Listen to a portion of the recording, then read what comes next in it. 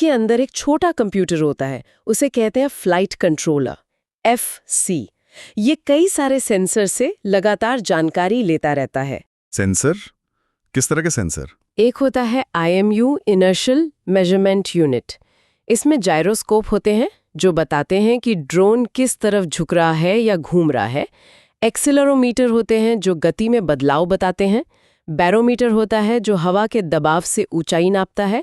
Magnetometer होता है जो कंपास की तरह दिशा बताता है।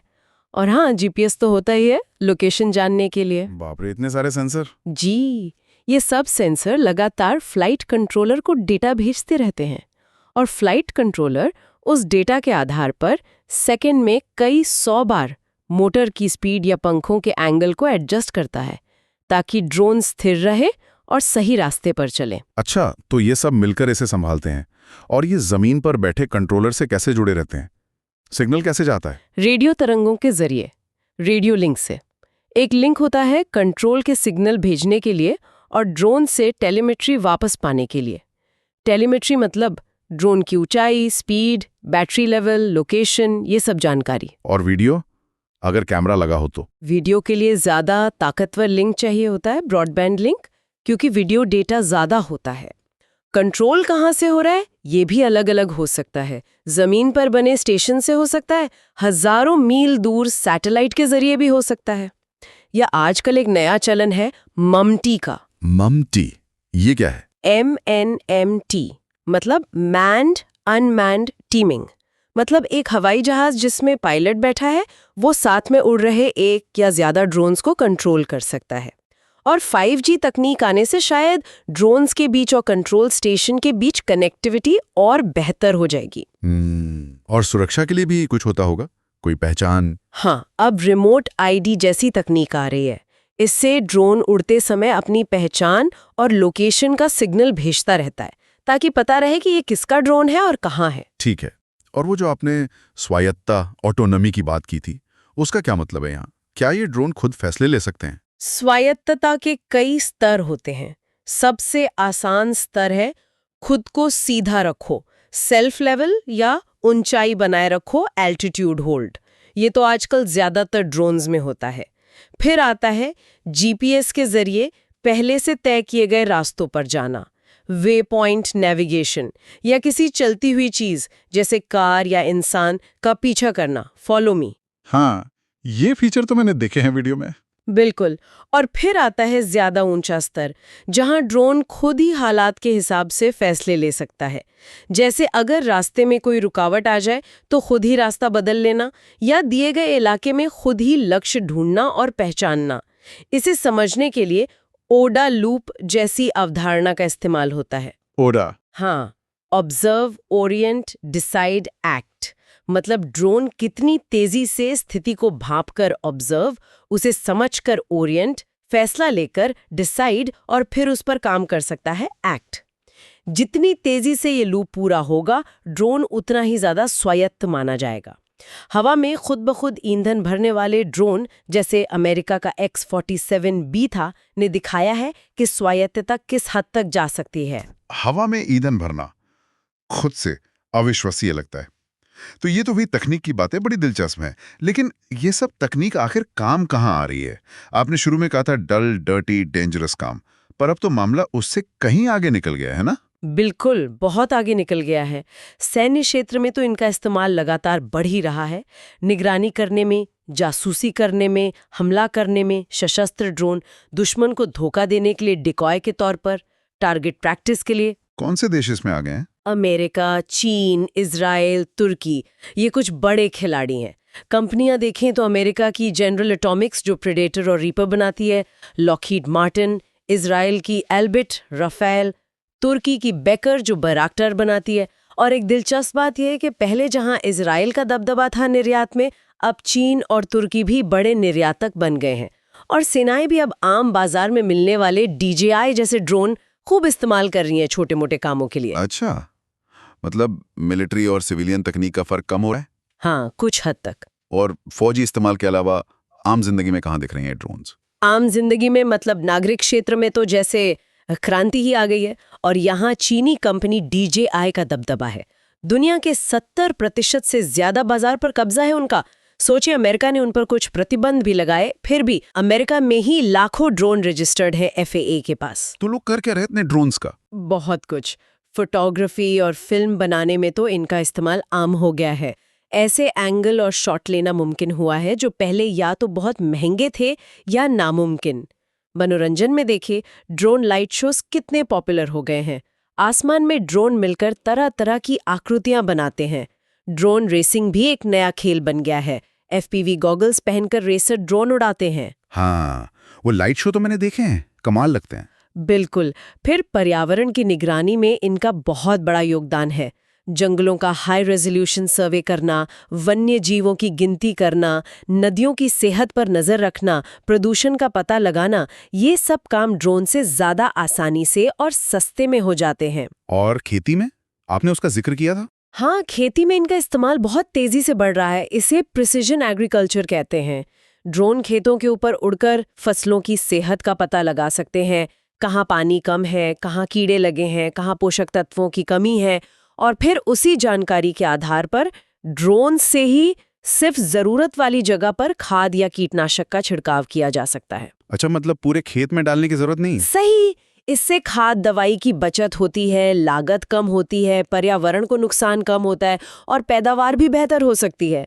जंगलों की आग का पता लगाने और उसे बुझाने में भी मदद मिलती है। और आपदा प्रबंधन या इंफ्रास्ट्रक्चर के रखरखाव में? हाँ, भूस्खलन जैसी प्राकृतिक आपदाओं की निगरानी में ये बहुत कारगर है। रडार या थर्मल सेंसर वाले ड्रोन से जमीन के अंदर की हलचल का भी पता चल सकता है।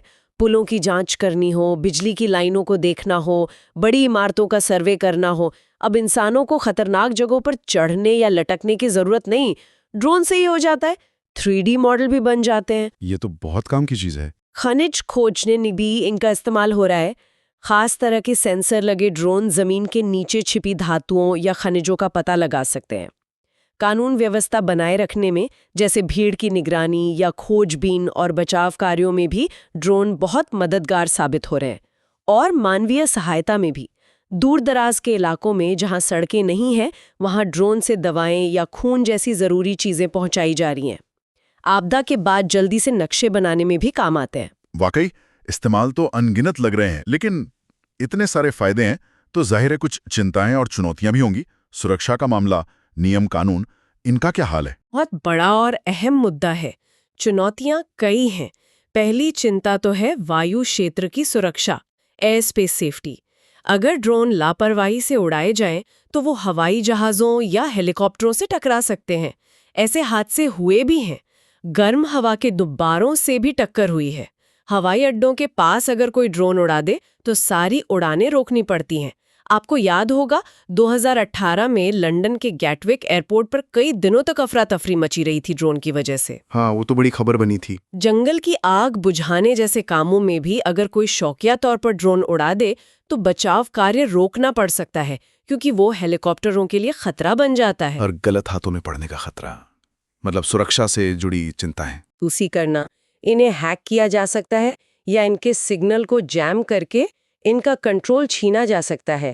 2009 में इराक में आतंकवादियों ने अमेरिका के प्रेडेटर ड्रोन का वीडियो फीड हैक कर लिया था, क्योंकि वो एन्क्रिप्टेड नहीं था। अरे, ये तो गंभीर बात है। हाँ, और उपभोक्ता ड्रोन्स में तो अक्सर सुरक्षा और कमजोर होती है, पासवर्ड तक नहीं होते कई बार। और सबसे डरावना पहलू है इनका हथियार के तौर पर इस्तेमाल। बड़े ड्रोन तो हथियार ले जा ही सकते हैं, लेकिन छोटे ड्रोन्स पर भी विस्फोटक या खतरनाक केमिकल्स या बायोलॉजिकल पदार्थ CBRN लगाकर हमला किया जा सकता है। यहाँ तक कि बिना हथियार वाले ड्रोन को भी भीड़ में उड़ाकर भगदड़ मचाई जा सकती है। तो इनसे निपटने के क्या तरीके हैं?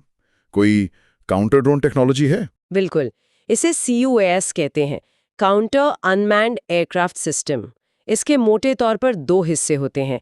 पहला, ड्रोन का पता लगाना। इसके लिए radar, camera, electro optical, radio frequency, RF detector इस्तेमाल होते हैं। आजकल AI और डीप लर्निंग का भी इस्तेमाल हो रहा है, आवाज या दिखने के पैटर्न से पहचानने के लिए। और पता लगाने के बाद दूसरा हिस्सा है उसे बेअसर करना, न्यूट्रलाइज करना। इसके 2 मुख्य तरीके हैं। एक है गतिज, किनेटिक, मतलब सीधे टक्कर मारना। गोली से, मिसाइल से या किसी दूसरे ड्रोन से ही टकरा देना। दूसरा है गैर गतिज, नॉन किनेटिक, जिसमें लेजर बीम से जलाना, हाई पावर माइक्रोवेव से उसके इलेक्ट्रॉनिक्स खराब करना या फिर उसके कंट्रोल सिग्नल या जीपीएस को जैम कर देना शामिल है। जैमिंग मतलब सिग्नल रोक देना। हाँ, आजकल ऐसे सिस्टम आ गए हैं जो ड्रोन के सिग्नल को जैम करके उसे या तो वापस भेज देते हैं या वहीं उतार देते हैं। एक नई चुनौती है ड्रोन्स के झुंड, स्वार्म से निपटना, जब बहुत सारे ड्रोन्स एक साथ हमला करें। ये तो वाकई मुश्किल लगता होगा। और नियम कानून क्या कहते हैं? क्या कोई अंतर्राष्ट्रीय नियम है इनके लिए? नियम बन रहे हैं, लेकिन अभी स्थिति थोड़ी मिली जुली है। हर देश के अपने अपने कानून हैं और वो भी ड्रोन के वजन, आकार और इस्तेमाल के हिसाब से बदलते रहते हैं। ICU जैसी अंतर्राष्ट्रीय संस्थाएं गाइडलाइन बनाने की कोशिश कर रही हैं ताकि कुछ एक रूपता आए। अमेरिका में FAA ने रिमोट ID का नियम लागू किया है। जैसा मैंने बताया, इससे हर ड्रोन की पहचान और लोकेशन का पता चल सकेगा। और यूरोप में? यूरोपियन यूनियन ने भी क्लास आइडेंटिफिकेशन लेबल शुरू किए हैं। ड्रोन पर एक लेबल लगा होगा जिससे पता चलेगा कि वो किस मानक पर खरा उतरता है और उसे कहाँ उड़ाया जा सकता है। जहाँ तक बड़े और हथियार ले जाने लायक ड्रोन्स का सवाल है, उनके निर्यात पर MTCR यानी मिसाइल टेक्नोलॉजी कंट्रोल रिजीम जैसे अंतर्राष्ट्रीय समझौते लागू होते हैं। पर क्या ये नियम काफी हैं? तकनीक तो बहुत तेजी से बदल रही है। तो ये साफ है कि ये तकनीक जितनी फायदेमंद है उतनी ही जटिल भी, और हमें इसके इस्तेमाल को बढ़ावा देने और साथ ही इसके खतरों से बचने के बीच एक बहुत नाजुक संतुलन साधना होगा। एकदम सही कहा आपने। ये तकनीक एक दो-धारी तलवार की तरह है। इसका भविष्य इसी बात पर निर्भर करेगा कि हम इसे कितनी जिम्मेदारी और समझदारी से इस्तेमाल करते हैं। तो आज हमने विकिपीडिया के इस विस्तृत लेख के जरिए ये समझने की कोशिश की कि UAVs या ड्रोन ये महज खिलौने नहीं हैं, ये वाकई में बहुत जटिल प्रणालियां हैं। इनका एक लंबा और दिलचस्प इतिहास है। कई तरह की किस्में हैं, इनकी तकनीक लगातार बेहतर हो रही है और इनके इस्तेमाल का दायरा बहुत बड़ा है, खेती से लेकर फोटोग्राफी, पर्यावरण से लेकर युद्ध के मैदान तक। हाँ, और ये कहानी अभी खत्म नहीं हुई है, ये तो बस रफ्तार पकड़ रही है। आने वाले समय में और भी बहुत कुछ सीखने को मिलेगा।